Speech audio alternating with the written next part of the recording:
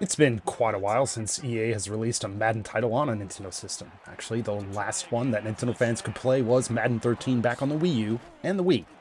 Enter Madden NFL 26, the first Madden title to appear on a Nintendo platform in over a decade. Is this version of the game something that you should be taking seriously? Well, let's go ahead and get into it. Danny from the Famicast here. If you're new to the channel, please be sure to subscribe and turn on those notifications. Sound off in the comments down below, and we may read it out on our bi-weekly show called the Famicast. Of course, you can find this in written form over on our website, thefamicast.com. Special shout out to our patrons for their support. Now today, though, we're taking a look at Madden NFL 26 on the Switch 2 in this in-depth review. If you've been away from the Madden series for several years, like me, I think the last one I played was Madden 18 on PS4. I think the controls here will definitely feel familiar, but there are a few nuanced changes that you'll want to take note of. This particular thing I'm about to talk about isn't necessarily new to the series, but with the standard button passing, you have the ability to lead your receivers in any direction you like with the joystick. So basically, you press the button, and then you're pressing the joystick. You can actually kind of lead them away from defenders or whatever you like. This works with both lob passes, just simple button presses, or bullet passes, holding down the button. It takes a little bit to get used to, but I think it feels great and it's really useful.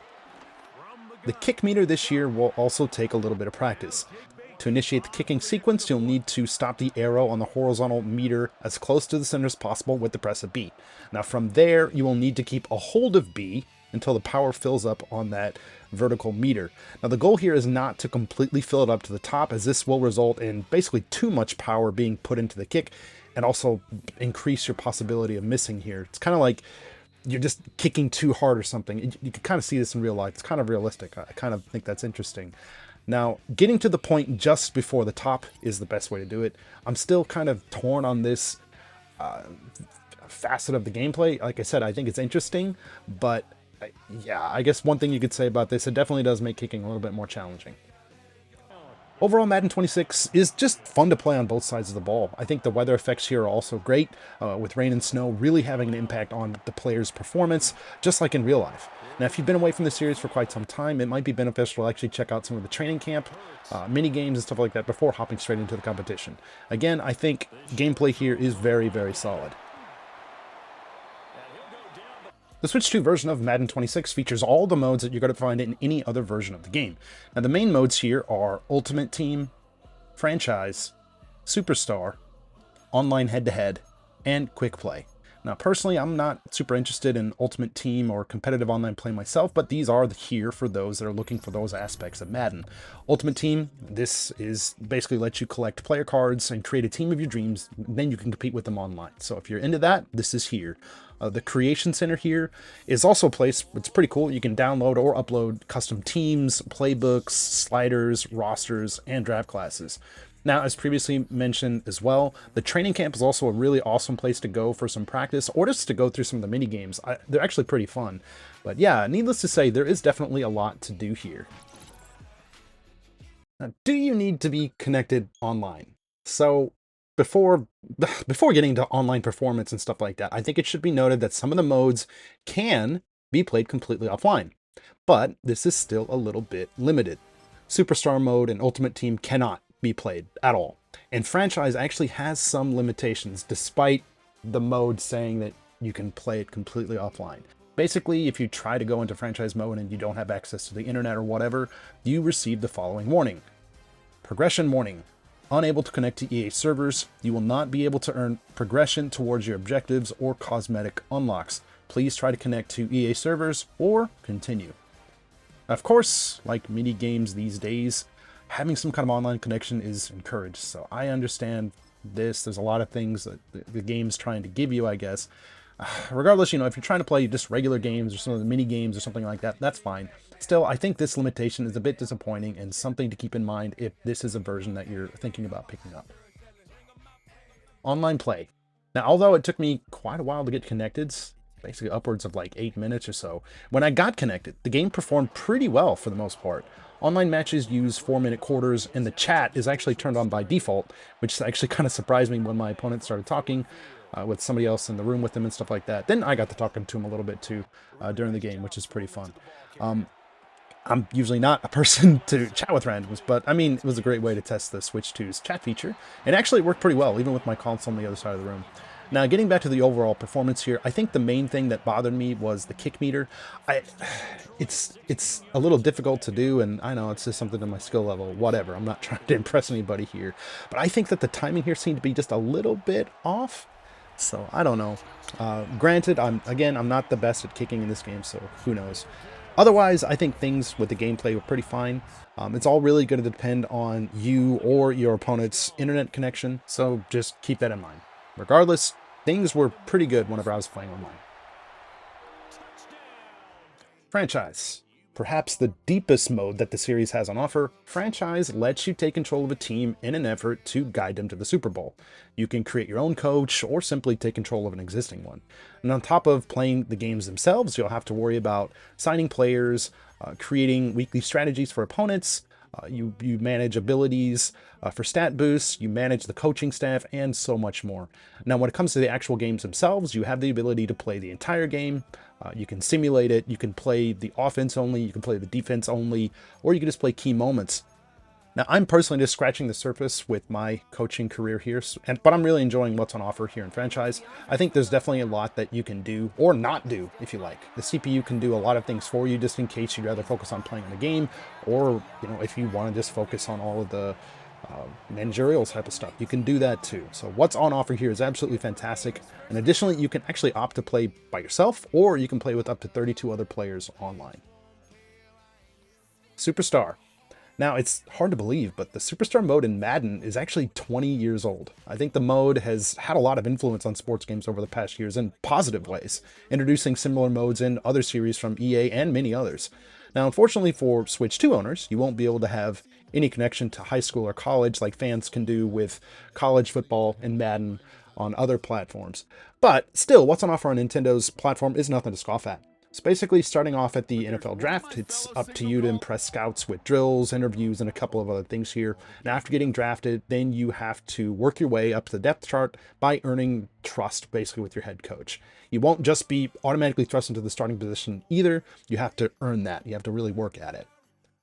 Now, players have access to what's called a sphere of influence, which is like a hub of sorts that shows what kind of relationships you have with your agent, coach, fans, and many other people that you meet along the way. Basically, you gain and lose influence with each of these through your play, through weekly objectives, interactions with the media, and a whole lot more stuff here too. It's a pretty cool aspect of the game, and there's even like this online hub where you can play 3-on-3 games with others online if you really want to do that. I'm personally just kind of focusing on the single player stuff, just trying to build up my character and stuff. But yeah, so that is there though if you want to do online. So again, with this, I'm still scratching the surface here, but this looks to be a pretty deep mode, and I think it's just pretty cool. Madden 26 on the Switch 2 is actually a pretty sharp-looking game. The player models sport quite a bit of detail. Realistic faces, jersey textures, facial expressions, gear, all this stuff looks awesome. Stadiums and the field, I think they also look great and do a good job of putting you into the experience. Now, the 3 commentary teams are also a nice touch here, and a carryover from previous versions on other platforms and stuff, but these are assigned at random, or you can opt to pick whichever team you like. Personally, I'm a huge fan of Greg Olsen, so I like the team up here with Greg Olsen and Mike Tirico. I think they're absolutely awesome, but the other 2 teams, you got Brandon Gaudin, Charles Davis, then you got Kate Scott and Brock Heward. I think they're not bad, but yeah, I'm glad that there's a variety here. In addition to the normal presentation with like the white bar on the bottom of the screen, there's also presentation elements for Thursday Night Football, Sunday Night, and Monday Night Football here too. I mean, yeah, they're EA's take on these, but I think they're pretty realistic in that sense, and they're just a great addition here. Now, I know what you guys are thinking. You've probably been thinking this and screaming at your screen throughout this whole review, but let's just address the elephant in the room. There are some major issues with the frame rate in Madden 26 on the Switch 2. Things in this version are pretty unstable, hovering probably somewhere above and under 30 frames a second throughout the experience. I think the worst culprits here are the cutscenes, which are just all over the place. Not only that, but sometimes odd things like fans appearing without heads popping up. This happens from time to time. Now, it's hard to say whether or not this will or can be addressed with future patches. I'm talking about the frame rate here. So we might just have to cross our fingers and hope. Now, despite this, I didn't find too many issues with the frame rate and how it impacted gameplay. I was still able to play the game and have fun. This will be annoying to some of you guys out there, I know that. Just need to keep that in mind. Now, the issues with performance seem to be worse when playing the game on TV mode, actually. However, they appear to be less when you're playing in handheld. It's still not perfect, but it's noticeably smoother. You know, I've also changed the download location of my game from my SD card to the system itself, but I think these issues still persist, and I really haven't seen too much of a difference here. So yeah, there are other bugs that you might run into when you're playing the game too. Like I had a really annoying thing happen in Superstar mode. Basically, after playing through a preseason game, I had like a really good game. I was really excited. Then I went to finish up the game, and then the software started to go back to the Superstar menu. After about 5 minutes of it just not doing anything, I was like, okay, this is not going to go where it needs to go. So I just closed out the game and booted it back up, and of course, the progress wasn't saved, so that sucked. But there are bugs like this. I think bugs like this in particular are things that will be fixed. The frame rate, though, man, I think it would just have to take a complete overhaul of what's already been done. So I don't know. Maybe all we can do is just cross our fingers and hope for better with the next game. Yeah, simply put, if you're looking for a version of Madden 26 that runs smoothly, I think the Switch 2 version is definitely going to disappoint you. Madden's first appearance on the Switch 2 plays well, but it's hampered with issues with the performance, most notably the frame rate. There are definitely worse examples of this in other games, but if you're coming from another platform to the Switch 2, this will be jarring. Now, even with that said, the problems with the frame rate didn't hinder the gameplay, from my experience. Handheld mode also provides a better enough option of the NFL, but it also still has some of the same issues that can be found on the TV. Simply put, if you can overlook the issues with the frame rate, I think you're going to still find a really awesome game that has a lot of great content and it's just fun to play. If you can't look over this stuff, that's fine. Then maybe this isn't the version for you. My final score for Madden 26 on the Switch 2, 7 out of 10. But let's go ahead and turn things over to you guys. What was the last Madden game that you played? What system do you generally prefer to play the series on?